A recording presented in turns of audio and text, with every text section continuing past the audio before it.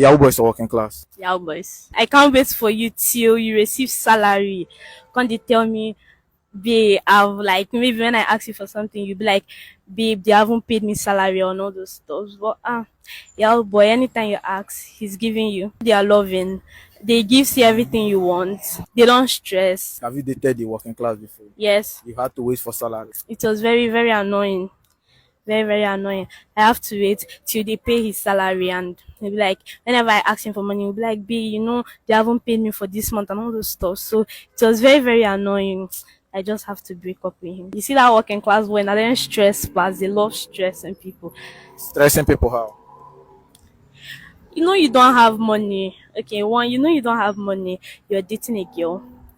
Two, you can't provide for the girl. Three, like there are things they do like that piss me off. They stress me a lot. Like dating a working class boy is really stressful. The most stupid question is just what you hear. Comparing a 9 to 5 job to Yahoo. It makes no sense. That's the truth. How can you compare a legitimate work with a fraud? It doesn't sound okay. Because are Yahoo boys actually bringing anything value? Are Yahoo boys actually a topic to even be asked about, to even be compared? You know what you are comparing? You're comparing someone who goes out there, works legitimately, and you're comparing it with someone who has to deceive other people just to make money. You know what you're comparing? Comparing a fraudster with people such as teachers, with people such as nurses, engineers, people who work in an office. These are individuals who are bringing value, who are exchanging something of value, their skills, their knowledge. These individuals are doing these things legitimately and earning, and you're taking someone who fundamental means of making money is through deception and fraud. When someone even says that a Yahoo boy makes more money than 9 to 5, I start to think if this person is actually not a Yahoo person or a criminal.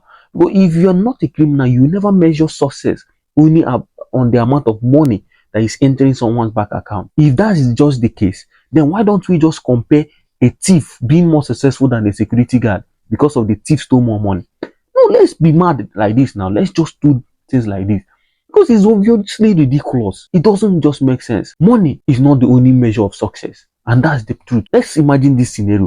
Two individuals now who, let's say person A is earning 500,000 naira every month through legitimate means. And person B is making 5 million naira every month through fraud. So automatically we should say that person B has a better life than person A, right? Do you know that one person can sleep peacefully knowing his income is legitimate and knowing that there's no law enforcement or anybody who is going to come and harass him? He has no secrets to hide. He has no thing to hide from the authorities. But person B, he has to worry about his victims. He has to worry about law enforcement.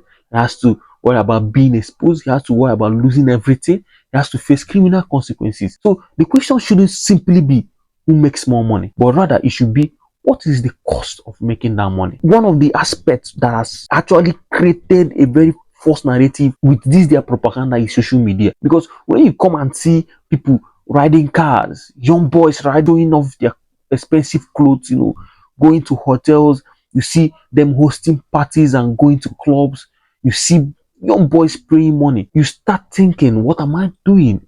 What's even the need of working this 9 to 5? But I will assure you that you're not seeing the full story, because most times you don't see the depth, you don't see the anxiety that they have to pass through, you don't see the individual, the people they have hurt, the people that are praying to God to punish them.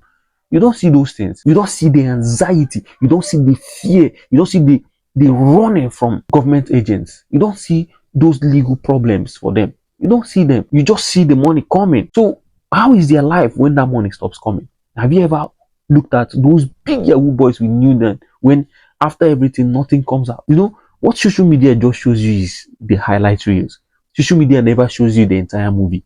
And that's why young people easily start believing that illegitimate way of making money even pays. I'm not trying to say everybody showing off their wealth on social media is illegal, because there are some developers, skilled workers, doctors, engineers who are making excellent money through legitimate means. But as a young person, your aim should be to build skills. And let's be fair, 9 to 5 job does not pay, because if you look at the work a 9 to 5 person does, the payment is very minimal. But the truth is, you have the happiness, you have the joy that you are using your skills, your hands, your knowledge to provide money for yourself. And you're not scared. The better question is, why don't you use the time you use to learn fraud, to learn a skill? If it's possible, you start in business, you do some freelance, you invest responsibly, build a personal brand. If you have a good phone that you can use the camera, why don't you create contents? Try to learn technologies. Go get professional certifications that can help you. Instead of just seeing your 9 to 5 as a waste of time,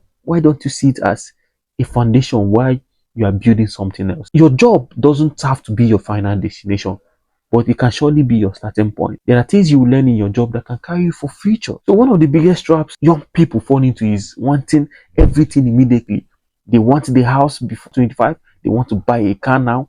They need money now. They want to live that lifestyle. The truth is, legitimate success often takes time. You have to spend sometimes 3 years learning a skill before becoming really good at it. You might spend 5 years building a business even before it becomes profitable. You might work for years before reaching a senior position. You might, even face failure sometimes. Don't see it as a permanent failure.